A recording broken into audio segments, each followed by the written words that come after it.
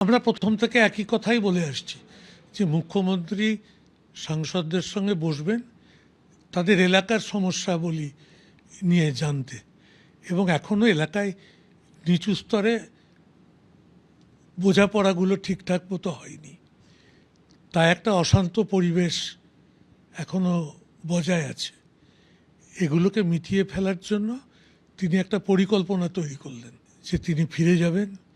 ফিরে গিয়ে নবান্নতে জেলার এমএলএদের সঙ্গে এমপিদের একটা বৈঠক বসবে এবং সেখানেই বিস্তারিতভাবে আলোচনা করে এই নিচু স্তরে তৃণমূল স্তরের কাজ করার প্রশ্নে যাতে আর কোনো অসুবিধার সৃষ্টি না হয় সে ব্যাপারে তিনি নিজে উদ্যোগ নেবেন। ঘরছাড়া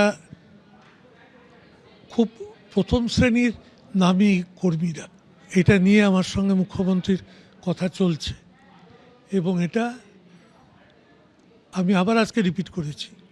কিন্তু উনি নিশ্চয়ই বলেছেন যে লোকসভার অধিবেশনের পর এগুলো কলকাতায় গিয়ে বসে একত্রিত হয়ে সবগুলো মিটিয়ে নিতে হবে।